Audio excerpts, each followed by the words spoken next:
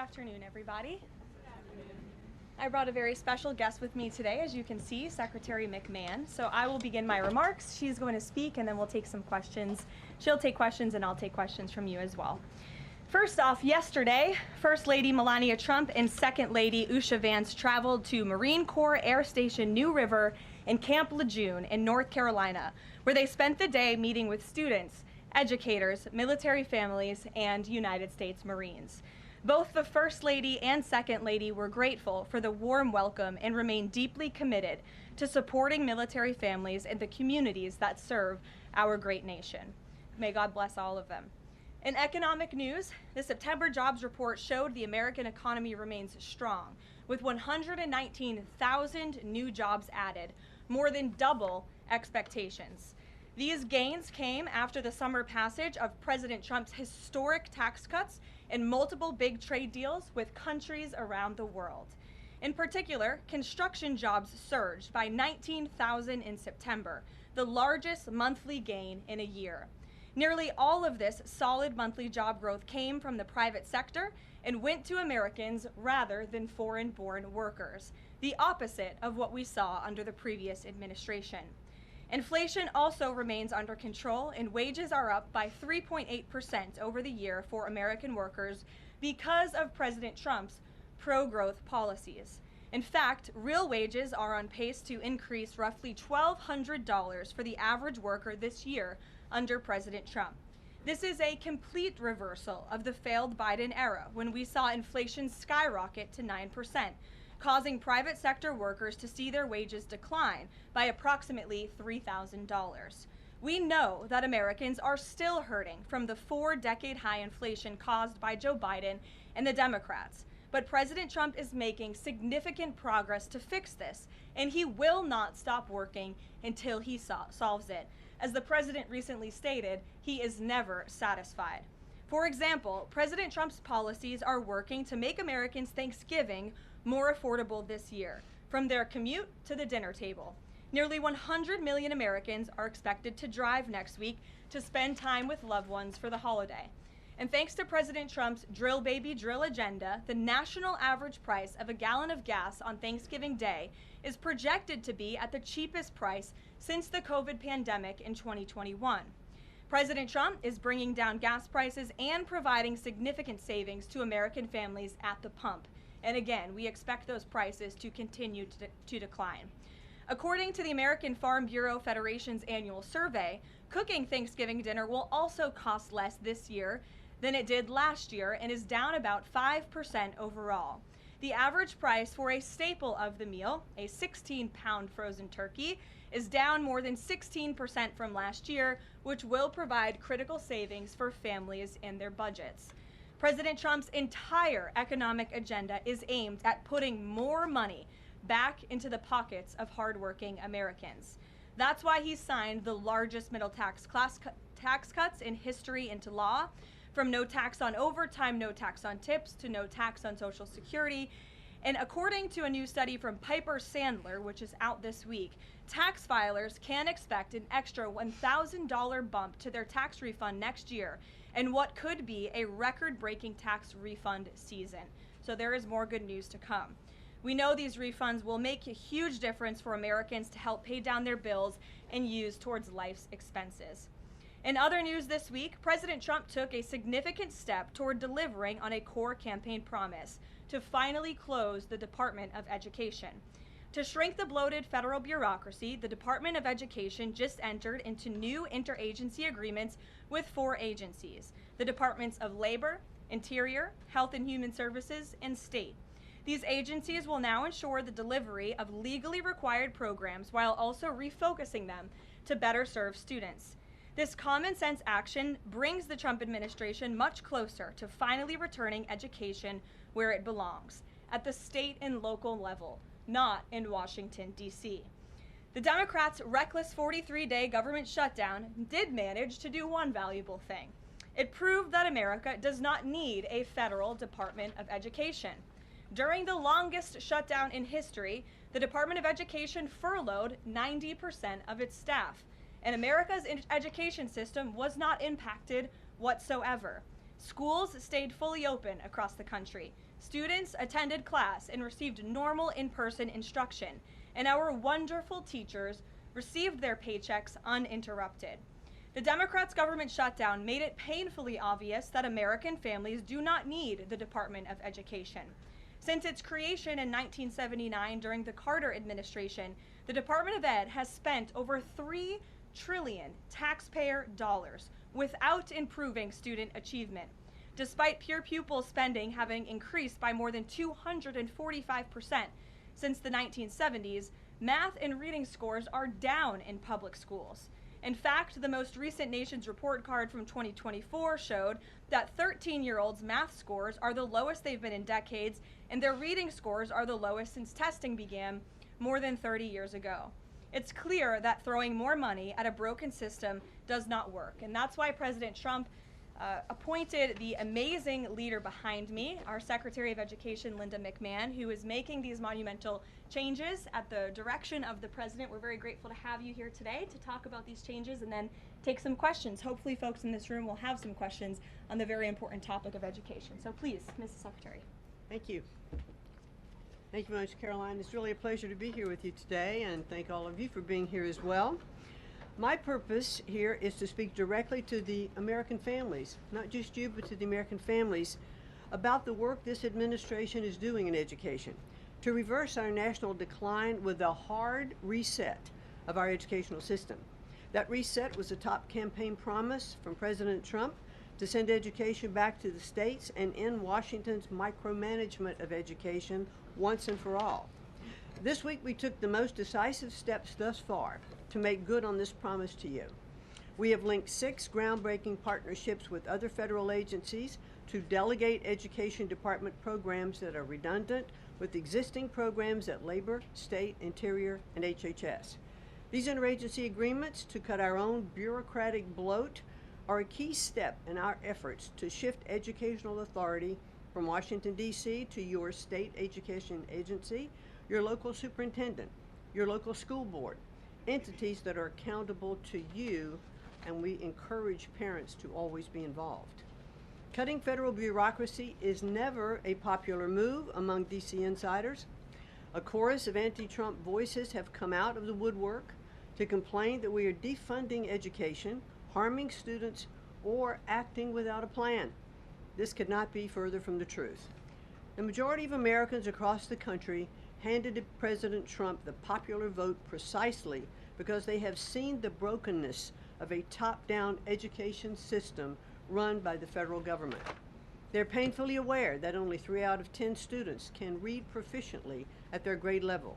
They know that college students are collectively $1.7 trillion in debt, and less than half of college graduates get a job that actually uses the degree which they studied so hard to get. They see more teachers than ever before leaving the profession due to burnout, over-regulation, and lack of autonomy in the classroom. Anti-Trump voices are stirring up fear that returning education to the states is a draconian action. When Americans hear that we are shutting down the department, but given no other details, 51% oppose it. But when those same Americans are informed of our plans to preserve important elements of our work in other federal agencies and to maintain the K-12 funding that is distributed to the states, that number flips to an even greater majority at 56%. And they support returning education to the states and breaking up the bureaucracy. That's because the Department of Education is a pass-through entity. It doesn't educate a single student. The money it sends to states for education can be sent directly without waste. The Democrats' government shutdown proved that without a doubt, and I'll reiterate what you said, that the Department of Education was not necessary during the shutdown. Now, this is what I've seen already on my 50-state tour that I've embarked on. Educators are innovating in their schools. States are customizing their budgets and standards, and post-secondary institutions are planning for the economy of the future. But we're not leading them. They are informing us. That's why our final mission as a department is to fully empower states to carry the torch of our educational renaissance. Education is local. It should be overseen locally by those who best know local needs. We're not ending federal support for education. We are ending federal micromanagement and paving the way for education renewal through state reforms like school choice, the science of reading, and restoring the right priorities in higher education. President Trump promised to send education back to the states, and we're keeping that promise. America's next generation will look back on the work we've carried out, thankful for an education system that prioritizes students over bureaucracy. Thank you. Well, thank you very much, Madam Secretary, and we'll take some questions for the Secretary if you have them. Elizabeth, why don't you start? Thank you for joining us. You announced the partnership to move some functions of the Education Department to other agencies. Are you talking to members of Congress about codifying this so that it lasts beyond the administration? Yes, we started our conversation, and thanks very much for asking that, because there have been some reports that Congress is in the dark on this. That's clearly not true. We've been talking to, I've talked to dozens of members of Congress to explain to them exactly what we're doing, to bring them up to speed, and to say to them, look, when we have completed some of these transfers that are working incredibly well, then we will be looking to Congress to codify those, make them permanent. Brian. Thank you. Secretary McMahon, what is the update on the negotiations with Harvard? I know the President has publicly pointed to you as somebody who's worked on that. I think you've talked about that at length, but I'd like to understand, where are things with those negotiations with Harvard this time? They're ongoing negotiations, and I feel very comfortable that we are getting close to having those negotiations finalized. It's been open door conversation all along. Deanna? Hello, Mrs. Secretary. The President recently posted about establishing a federal standard for AI. Do you know if the administration has a view on the use of AI for students in schools? And Caroline, do you know if the President personally uses AI? I don't think so. You can handle I've that never one. witnessed it, so I can't attest to that. Well, I do think AI is going to need guardrails, but I have witnessed AI firsthand. I was at the Alpha School in Austin, Texas, and the first 2 hours of every day in that school, students are learning through AI. They have their headsets on, they're in front of their screens, and the AI is really acting as like an individual tutor for those students, allowing those students that can progress faster to do that. Those who need a little catch-up, it refeeds information to them. And so after those 2 hours of learning, the basics of what they're doing in their curriculum that day, then they spend the rest of the day, they have good recess and all of that time, but then they spend the rest of the day in what are called life skills, and they're actually using the information that they've learned this morning. So I've seen some AI in action that is really proving quite beneficial. Michael. Thank you, Caroline. Secretary McMahon, as the Education Department continues to pare down, can you talk about taxpayer services like charter school grants and how the department will continue to assist kids with special needs? Well, we are going to make sure that there's no interruption in getting that grant money out the door. That money is, it comes from Congress, it's appropriated by Congress, and we legally are obligated to do that. And the transitions we're starting to make, our first programs that went over to the Department of Labor, that was a few weeks ago. We actually signed the first interagency agreement, which we accomplished under the authority of the Economy Act. We transferred grants for WIOA and for the Perkins Act. And the really good news is that the Department of Labor has a much more sophisticated system, technology system and grant fulfilling system than the Department of Education does. As a matter of fact, our executive manager that went over with that group over to Labor said he would compare what the labor system is to education's like held together by bubble gum that is not connected to any other part. So we were able to get those grants out the door more smoothly, and states have actually better access for those systems than they do at the Department of Education. So that's a real bonus. Take a couple more. Carrie, go ahead. As far as the diversity, equity, and inclusion new regulations that came out from the administrations, a lot of schools, whether high school or even higher education is concerned, some of them are defying these new administration policies, even apparently according to a new report. I'm sorry, I can't hear you, Rick. As far as the there's been a new report from the administration saying that half of medical schools are defying the administration when it comes to DEI policies. What type of action will the administration take for these schools that are defying the new DEI policies? Well, certainly the president has been very clear, and the Department of Education has taken measures to make sure that as schools are developing, their policies, or if they have open DEI offices, they're closed, or DEI regulations and rules are stripped, from their programs, and so that will continue. Great. We'll take one more. Go ahead. Thank you, Caroline. Secretary McMahon, my question is, since you said 3 out of 10 students are literate with regard to their reading capacity, would now the states help to improve those numbers since you have gone back to the states? Well, what we are finding, that the states that are making great progress, it's through their own innovation. It's not coming from the Department of Education. I think the Department of Education is really misunderstood about what our function is. We don't teach one student.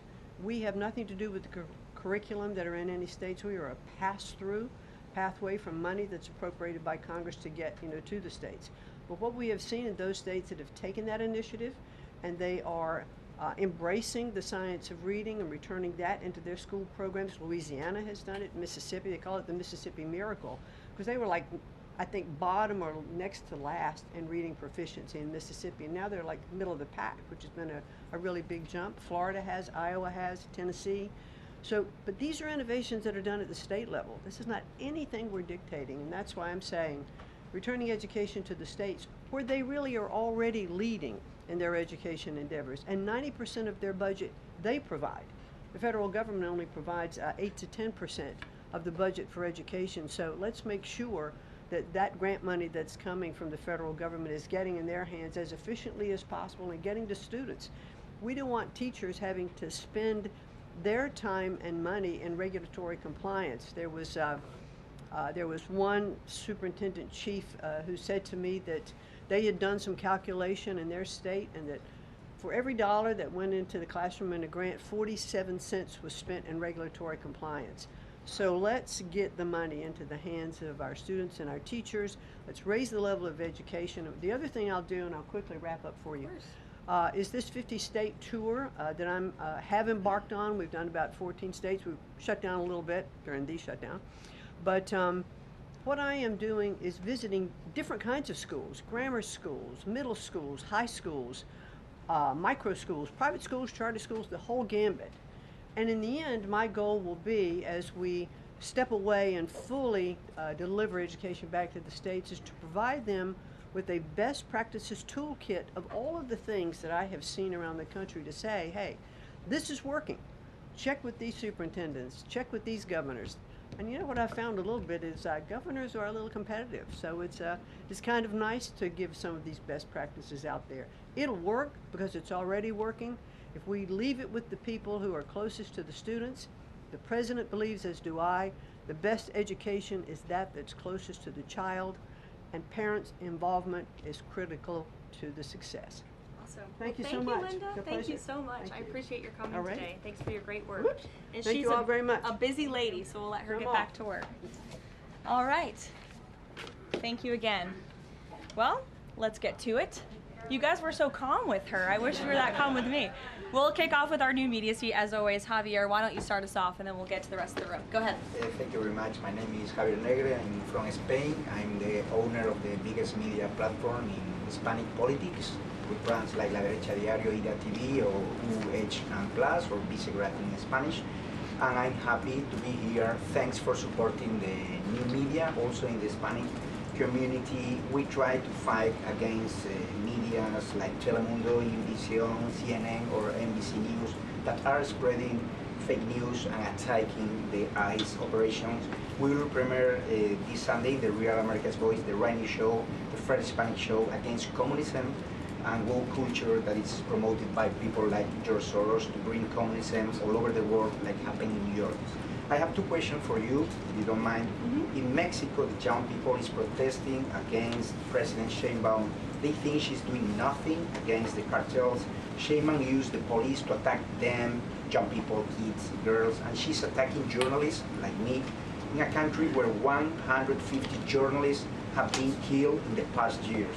The USA legacy media is attacking President Trump for his comments about the fake news media, while they are not publishing anything about the murders of journalists in Mexico. Why do you think they stay silent about the murders of journalists in Mexico and the attacks to businessmen like Ricardo Salinas? And my second question is, Trump said he has a plan for the narco state of Venezuela. Does he have a plan for Mexico where, according to Stephen Miller, the cartels are controlling governments and territories? Sure. Well, thank you, Javier, for the question, and thank you again for being here. We're proud to have new media voices in the briefing room. As for President Sheinbaum and the president's relationship with Mexico, I will tell you that we have seen historic strides from President Sheinbaum and her administration in Mexico when it comes to cracking down on the cartels. They have been incredibly cooperative with the president's efforts at our southern border to crack down on illegal immigration and also the illegal trafficking of drugs at the southern border. Now the president is very interested in taking additional measures against the drug cartels. He's been very clear about that. He's spoken about it, and this is a promise that he made to the American public. And so his national security team is discussing these options all of the time. And on the campaign trail, the president promised to take on the cartels. He has taken unprecedented action to do so, and he has left additional options at his disposal on the table. So those are only decisions that the president can make.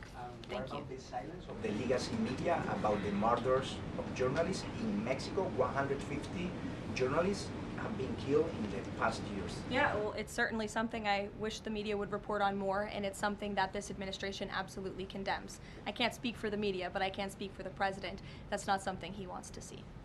Thank you. Sure. Hi, thank you, Caroline. Hi. Is there anything that Mayor-elect Mamdani could say tomorrow that would ease the president's concerns about his future leadership in New York? Look, I don't want to speak for the president or get ahead of this meeting that we are currently working on tomorrow. As you saw, the president put out a statement tomorrow that the mayor-elect will be coming to the Oval Office, and so our teams are arranging those details. I won't get into the president's thinking on it. I think you'll all hear from him directly. I also think I will just add, it speaks volumes that tomorrow we have a communist coming to the White House because that's who the Democrat Party elected as the mayor of the largest city in the country. I think it's very telling, but I also think it speaks to the fact that President Trump is willing to meet with anyone and talk to anyone and to try to do what's right on behalf of the American people, whether they live in blue states or red states or blue cities, in a city that's becoming much more left than I think this president ever anticipated in his many years of living in New York himself. Nancy. Thanks, Caroline. This morning, President Trump accused 6 Democratic lawmakers of seditious behavior punishable by death. Just to be clear, does the president want to execute members of Congress? No. Let's be clear about what the president is responding to, because many in this room want to talk about the president's response, but not what brought the president to responding in this way. You have sitting members of the United States Congress who conspired together to orchestrate a video message to members of the United States military, to active duty service members, to members of the national security apparatus, encouraging them to defy the president's lawful orders. The sanctity of our military rests on the chain of command. And if that chain of command is broken, it can lead to people getting killed. It can lead to chaos. And that's what these members of Congress who swore an oath to abide by the Constitution are essentially encouraging. We have 1.3 active duty service members in this country. And if they hear this radical message from sitting members of Congress, that could inspire chaos, and it could incite violence, and it certainly could disrupt the chain of command. These 3 members of Congress, I will also add, knew exactly what they were doing. You look at Alyssa Slotkin. She's a former member of the CIA. Mark Kelly was a captain in the U.S. Navy. Maggie Goodlander was a naval officer, and notably, she is also the wife of Joe Biden's national security former advisor, Jake Sullivan. And so these members knew what they were doing. They were leading into their credentials as former members of our military, as veterans, as former members of the national security apparatus to signal to people serving under this commander-in-chief, Donald Trump, that you can defy him and you can betray your oath of office. That is a very, very dangerous message, and it perhaps is punishable by law. I'm not a lawyer. I'll leave that to the Department of Justice and the Department of War to decide. But the president has Chris, go frequently, ahead. but Caroline, can I just follow up? The president and the vice president, for that matter, have accused the other side of encouraging political violence. Isn't that exactly what the president is doing when he says that members of Congress should be killed? Why aren't you talking about what these members of Congress are doing to encourage and incite violence? They are literally saying to 1.3 million active duty service members not to defy the chain of command, not to follow lawful orders. Every single You can refuse an illegal order, which But is they a are, uniform but code they're of military suggesting, Nancy, that the president has given illegal orders, which he has not. Every single order that is given to this United States military by this commander-in-chief and through this chain of command, through the Secretary of War, is lawful. And the courts have proven that. This administration has an unparalleled record at the Supreme Court because we are following the laws. We don't defy court orders. We do things by the books. And to suggest and encourage that active duty service members defy the chain of command is a very dangerous thing for sitting members of Congress to do. And they should be held accountable, and that's what the president wants to see. Phil. Thank you. Ambassador Mike Huckabee had a meeting with Jonathan Pollard, a former U.S. citizen who was convicted and spent 3 decades in jail for selling state secrets to Israel. Did the White House know that that meeting was going to happen? Does the administration condone it? The White House was not aware of that meeting, but the president stands by our ambassador, Mike Huckabee, and all that he's doing for the United States and Israel. You said that the president was going to do what was right for U.S. citizens, regardless of whether they lived in blue or red states. I'm curious if there's any chance in tomorrow's meeting with Mayor-elect Mamdani that he will be able to convince the president to abandon that promise to cut off federal funding to New York City. Look, Phil, we'll see how the meeting goes tomorrow, and I'll let the president speak for himself. Natalie. Thank you, Caroline. What did the president mean when he called reporter piggy? Look, the president is very frank and honest with everyone in this room. You've all seen it yourself. You've all experienced it yourselves, and I think it's one of the many reasons that the American people reelected this president, because of his frankness. And he calls out fake news when he sees it. He gets frustrated with reporters when you lie about him, when you spread fake news about him and his administration. But he also is the most transparent president in history, and he gives all of you in this room, as you all know, unprecedented access. You are in the Oval Office almost every day asking the president questions. And so I think the president being frank and open and honest to your faces rather than hiding behind your backs is frankly a lot more respectful than what you saw in the last administration, where you had a president who lied to your face and then didn't speak to you for weeks and hid upstairs and didn't take your questions. So I think everyone in this room should appreciate the frankness and the openness that you get from President Trump on a near daily basis. And Go ahead. As a follow-up, Yes. The Go Washington ahead. Post just Go ahead. reported that the Coast Guard has I'm stopped calling on considering- Bloomberg. Go ahead. Caroline, Thank you. thank you. 2 questions for you. The New York Times is reporting that the administration is now sending a U.S. official to the G20. They are sending Mark Dillard. Can you confirm if that is true, and then also explain the shift in? I'd be happy to explain, because there is not a shift. The United States is not participating in official talks at the G20 in South Africa. I saw the South African president running his mouth a little bit against the United States and the president of the United States earlier today, and that language is not appreciated by the president or his team. The ambassador or the representative of the embassy in South Africa is simply there to recognize that the United States will be the host of the G20. They are receiving that send-off at the end of the event. They are not there to participate in official talks, despite what the South African president is falsely claiming. On Ukraine, there have been reports that President Zelensky said, he's looking to look at the plan, that there's been reports about the Trump administration proposing the plan. Can you just give an update on where Russia-Ukraine stands, and does the president plan to speak with Zelensky anytime soon, or when can you expect that? So I'm happy to provide an update. I've seen quite a bit of reporting on the latest with Russia-Ukraine, so let me clarify and give you guys the truth on where it currently stands. President Trump has made it very clear since day one, and even on the campaign trail, that he wants to see this war come to an end. He has grown increasingly frustrated with both sides of this war, Russia and Ukraine alike, for their refusal to commit to a peace agreement But nevertheless, the president and his national security team are steadfast in seeing this war come to an end, to end the killing and deliver on the president's promise. Special Envoy Witkoff, Marco Rubio, have been working on a plan quietly for about the last month.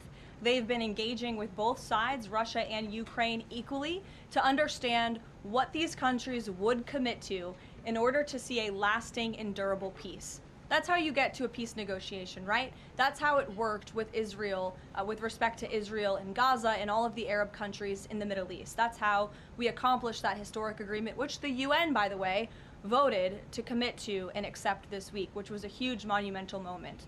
So they have been engaged with both sides, and these talks are continuing. As always, I'm not going to litigate the details of this plan as it's ongoing and it's in flux, but the president supports this plan. It's a good plan for both Russia and Ukraine, and we believe that it should be acceptable to both sides, and we're working very hard to get it done. And I'll also add, I know Secretary Driscoll did meet with President Zelensky today. We spoke with him. He was very optimistic following that meeting, and so again, we are having good conversations with both sides with respect to ending this war. Sure, go ahead. On Ukraine, you said this is a good plan. So according to our sources, this proposal demands major concessions from Ukraine and doesn't demand much from Russia. So was Russia involved in drafting Your this? understanding is wrong. Have you read the full plan?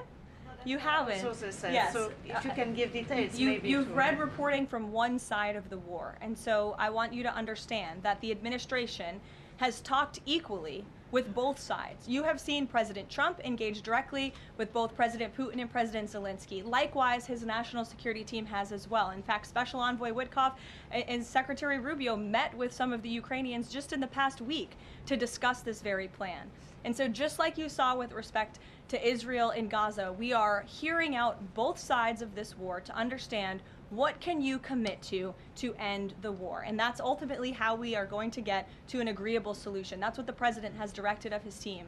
I know there's a lot of criticism out there and a lot of doubters, but I would just remind you of the historic success that this president and his team accomplished in the Middle East. We believe that is possible with Russia and Ukraine, and we're hoping and working very hard to achieve that. Stephen. Could you provide a little more context on what to expect tomorrow with the Mamdani meeting? Will it be in the Oval Office, or is it going to be open at least partially to the press?